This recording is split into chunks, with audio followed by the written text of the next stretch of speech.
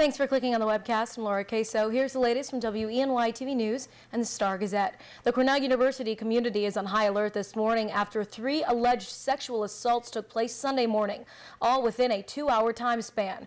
Cornell officials have issued a campus-wide crime alert, and now they want students at the Ithaca campus to take extra safety precautions. Now, WENY TV's Walter Smith-Randolph joins us live in the studio with more on our top story this morning. Now, Walter, one suspect may have struck twice, correct?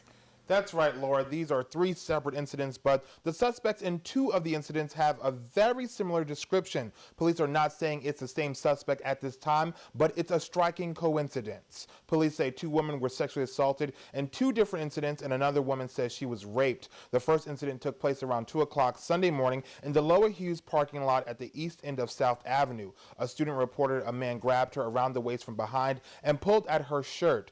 The student then screamed, hit the subject, and other students stepped in.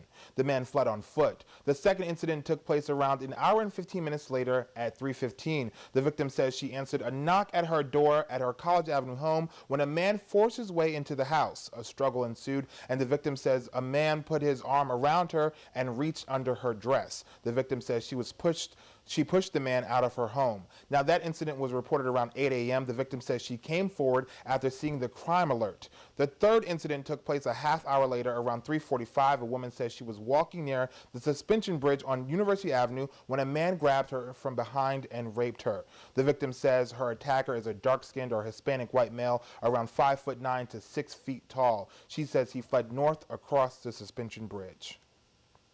Now, if you have any information about any of these incidents, please call Cornell Police at 607-255-1111. Reporting in the studio this morning, Walter Smith-Randolph, WENY TV News. Laura? All right, thank you, Walter. And this morning, authorities in Steuben County are still trying to find out how a missing Hammondsport woman ended up dead. An early morning search came to a grim end Friday when the body of Melissa Sherry was found. Search and rescue crews met just after dawn Friday morning to go over the plan to look for Sherry of Hammondsport. A search dog came across her body in a field that was less than half a mile from where she was last seen near Menning Ridge Road in Campbell. She was first reported missing last Saturday. Investigators are trying to determine if foul play was involved. The body was taken to the Monroe County Medical Examiner to determine the cause of death. Ted and Jacqueline Policastro will be in Charlotte all week to give us the latest from the DNC convention. And in our local politics, Democratic Congressional National Candidate Nate Shinagawa has received the endorsement of one of his former primary opponents. WHCU reports Leslie Danks-Burke has endorsed Shinagawa. Danks-Burke says Shinagawa's experience as a Tompkins County legislator and a hospital administrator will make him an effective leader in Congress. She also criticized Shinagawa's opponent, incumbent Tom Reed. She says his Tea Party principles block legislation that will get the economy moving. Leslie Danks-Burke was one of 3 candidates vying for the Democratic ticket for New York's 23rd Congressional District. And now here's meteorologist John Hickey with your forecast, John. Well, we've enjoyed a lovely Labor Day weekend so far, but it looks like we're going to begin to see some changes here a little bit later on today. Here's a look at your headlines. It's a mainly dry Labor Day. We're just going to see a bit of a milky sunshine for today. Look for increasing rain chances, though, as we step through the later hours of tonight, and especially the Tuesday into early Wednesday time frame, when we could see some locally heavy rainfall.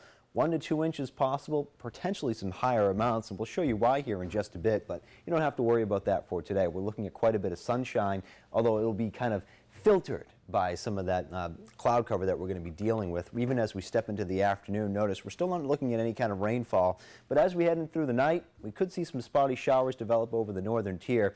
Remember, all of this rainfall associated with what was once, if I can say that right, Hurricane Isaac. So it's a real tropical feel to the air. So we're going to see not only higher dew points, but there's a lot of moisture to work with. So a heavy rainfall possible anytime from about Tuesday afternoon into early Wednesday morning before a cold front begins to sweep all of this out. We should see some clearing by late in the day on Wednesday. Here's a look at your interactive Sky Tracker 7-day forecast. Temperatures in the 70s here for the next 2 days. A bit warmer for Wednesday and Thursday when we break out into at least a little bit of sun, and then cooler temperatures for the weekend. That's the forecast. Here's Laura. All right, thanks, John. For the latest news, weather, and sports, be sure to watch WENY TV News at 5:36 and 11 in high definition. And don't forget to pick up a copy of today's Star-Gazette. I'm Laura Queso. Have a great day.